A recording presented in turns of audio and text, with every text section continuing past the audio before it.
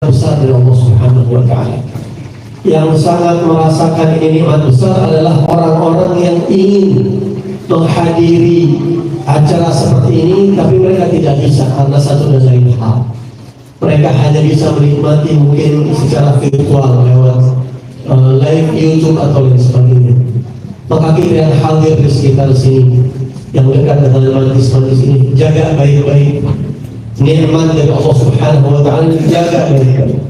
Kita dukung, kita hadiri, kita syukuri. Insya Allah tempat ini akan menjadi kenangan di surga. Perkumpulan kita ini nanti akan kita nostalgiakan di surga. Karena kita mudah-mudahan masuk surga. Walaupun kita belum ada kepastian, tapi paling tidak kita husnudzon dulu sama Allah. Ya Allah, Engkau telah memudahkan langkah kami ke tempat ini, tidak mungkin Kau tidak ingin masukkan kita dalam surga. Ini tanda mudah-mudahan. Nanti para ahli surga di surga, kiamat sudah beres, dunia sudah habis, hisab sudah selesai, Purwakarta tinggal cerita, udah nggak ada lagi tuh. La Indonesia, wala Purwakarta, wala Jakarta, semua hilang. Karena ahli surga sudah di surga dan ahli neraka sudah di neraka. Nanti ketika mereka masuk surga, itu dzakiratuhum, daya ingat mereka masih bisa mengingat hal-hal yang pernah dialami di dunia. Jadi jangan dikira orang yang masuk surga itu ingat kejadian, kan lupa kejadian-kejadian di dunia. Tidak. Mereka akan terus mengingat, memorinya itu masih jalan sampai ke surga. Dan ini pernah Allah Subhanahu wa Ta'ala, bukan pernah, Allah abadikan di Al-Quran, bahwa nanti para ahli surga itu ketika mereka masuk surga, mereka akan bernostalgia ketika ahli surga bertemu satu sama lain. Dan bisa jadi kita bertemu sama yang sekarang kumpul, nanti kita kumpul lagi. Karena kata para ulama, ya, kata para ulama, bukan kata ulama, bahkan kata Rasulullah SAW, al-arwah junudun mujannadah, al-arwah junudun mujannadah, fama ta'arafa minha talaf, wama tanakara minha khalaf. Rasulullah, ruh manusia, kita kan punya ruh semua. Saya punya ruh, antum punya ruh. Manusia itu disebut manusia karena ruhnya, kalau nggak ada ruhnya disebut jenazah ya. Namanya juga disebut lagi. Jenazahnya sudah di rumah atau sudah dibawa, nggak disebut lagi kenapa? Ini arwah manusia ini yang disebutkan junudun mujannadah. Mereka itu memang berkelompok-kelompok. Arwah manusia itu berkelompok-kelompok. Di mana berkelompok-kelompoknya? Di alam arwah, ataupun di dunia, ataupun di akhirat. Di alam arwah, nih nanti nostalgia surga nanti kita lanjutin. Ini kita bahas dulu awalnya. Sebenarnya umur kita ini tua halnya. Kalau misal antum tanya umur saya ini masih muda, umur lahir tahun 83. Nah, ketuaan kan ya. Itu umur fisik saya. Habib Abdul Hakim mungkin umur sekian, itu umur fisiknya. Habib Salim Al-Asghar umur fisiknya sekian. Tapi kalau ruh kita umurnya sudah ribuan tahun. Karena Allah ciptakan ruh kita itu bukan ketika hendak dimasukkan ke dalam rahim, bukan. Tapi sejak zaman Nabi Adam dulu, itu ruh kita sudah ada. Jadi umur kita ini sebenarnya tua, roh kita tua. Yang umur 10 tahun, 20 tahun itu umur dunia. Kalau umur arwah itu sudah ribuan tahun roh kita. Kalau umur dunia, yaitu tergantung KTP umur dunia kita. Nah, kata Nabi, al-arwah junudun mujannadah. Arwah manusia itu punya karakter berkelompok-kelompok di alam arwah dulu. Dulu roh kita di mana? Dulu roh kita di alam, namanya alam arwah. Nanti yang dapat giliran mau lahir ke dunia umur 4 bulan kandungan, nah diambil rohnya dari alam arwah masuk ke ibu bulan. Masuk, kamu jadi anaknya bulan, kamu jadi anaknya bulan, kamu jadi bulan. Rohnya itu sudah ribuan tahun. Dulu roh saya di kelompok siapa ya kira-kira? Ustaz, dulu arwah saya kira-kira di kelompok mana? Jawabannya hadis Nabi berikutnya, fama ta'arafa minha talaf. Maka yang di dunia saling kenal, dia akan merasa nyaman. Di alam arwah berarti dulu dia kumpul. Ini arwah kita berarti dulu kumpul di alam arwah. Masya Allah. Ya. Sekarang kita condong ke siapa? Iktalaf. Ke siapa condong kita? Kalau disebut Al-Habib Abu Bakar bin Muhammad As-Sigaf Bersih radhiyallahu anhu, insyaallah roh kita kumpul sama beliau.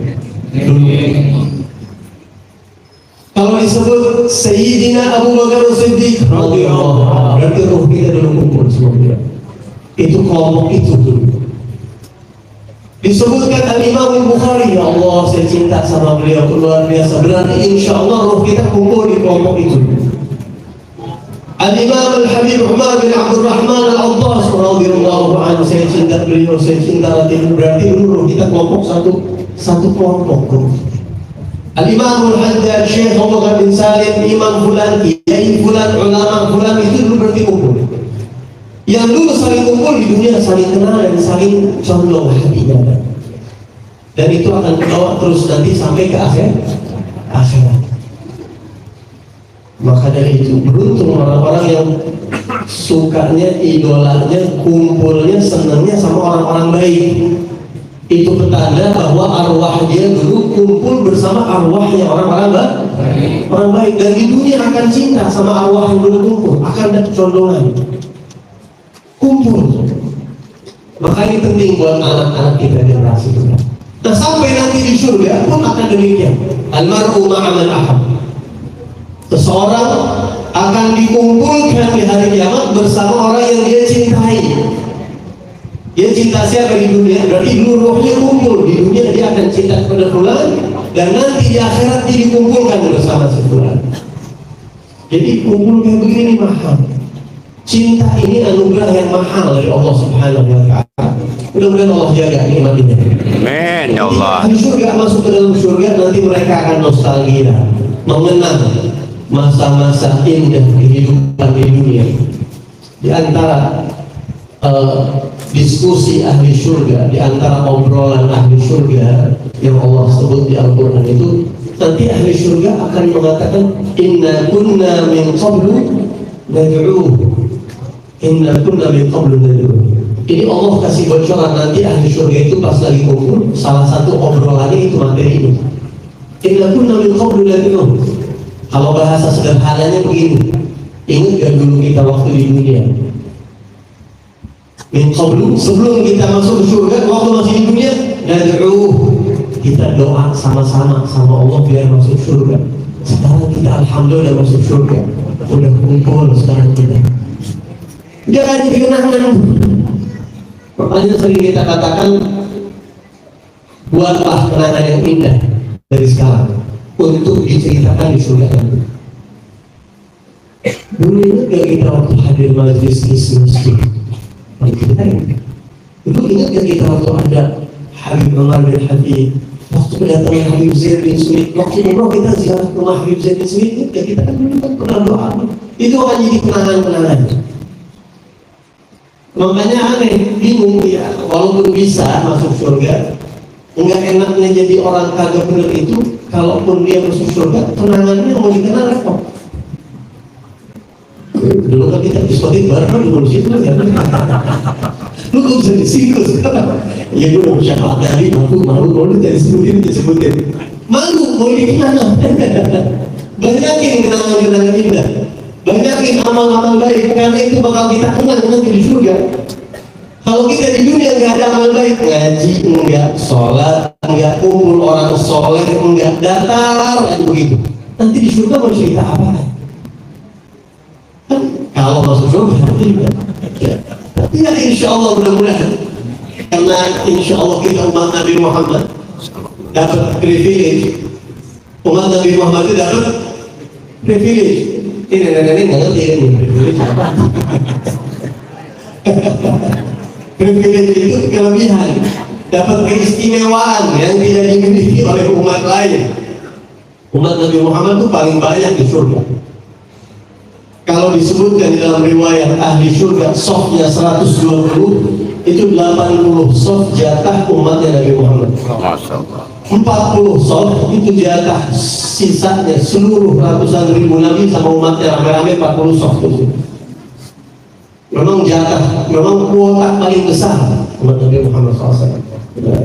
Mudah-mudahan insya Allah kita masuk surga. Hadirin yang dirahmati Allah Subhanahu wa Ta'ala, saya sebenarnya nggak mau cerita begini, hanya jadi ngalor ngidul dari Pak. Saya lagi nanya tadi, ini pengajian setiap hari Kamis ya, setiap hari Kamis.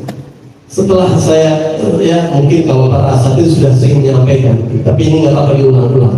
Pengajian Kamis ini pengajian tertua di dunia sebenarnya.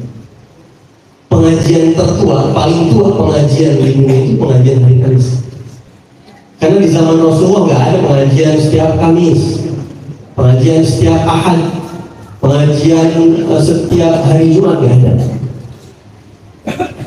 Jadi kalau dipikir-pikir sebenarnya pengajian seminggu sekali, sepekan sekali itu sebenarnya si bid'ah sebenarnya. Tapi bid'ah yang baik. Oh nggak mau itu bid'ah itu.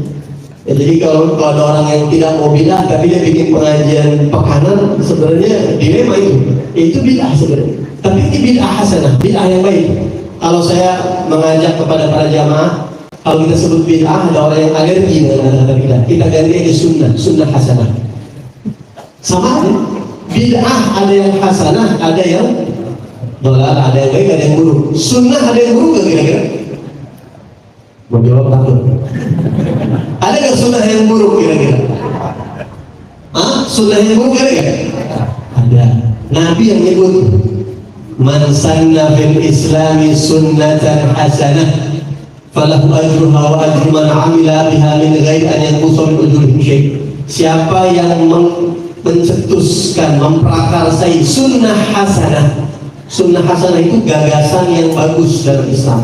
Tadinya nggak ada, cuma dia bikin pertama menjadi ada. Jadi ada sunnah hasanah. Dan sebaliknya, wa man sanna fil islami sunnatan sayyi'ah.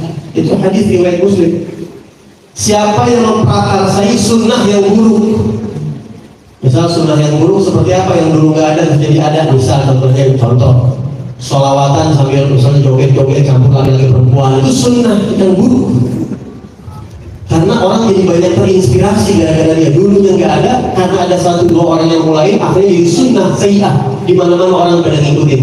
Yang pertama menanggung dosanya dan dosa orang-orang yang mengikuti. Contoh, itu namanya sunnah yang buruk. Jadi bid'ah hasanah ya sunnah hasanah. Kita ganti aja. Pengajian Kamis pekanan ini adalah bid'ah hasanah. Kan gini enak tuh. Sunnah hasanah. Lebih enak kan? Lebih enak. Karena ada orang yang alergi kalau disebut kata bid'ah hasanah, dia nggak mau. Dia maunya sunnah. Ya udah kita ganti sunnah hasanah. Ini manifestasi dari hadis Nabi Muhammad, ini diambil dari hadisnya Rasulullah SAW. Jadi saya katakan majelis Kamis rutin tiap Kamis ini majelis paling tua di muka bumi, karena di zaman Rasulullah dan setelah beliau wafat beberapa lama itu tidak ada majelis yang sifatnya rutin satu pekan sekali. Saya berusaha menghindari kata-kata minggu karena pekan itu lebih enak buat kita. Minggu itu konotasinya negatif. Kalau bisa kita orang Islam ganti minggunya diganti pekan kalau bisa, walaupun bukan sesuatu yang prinsip ya, gitu ya. Majelis setiap Kamis, siapa yang pertama kali mencetuskan?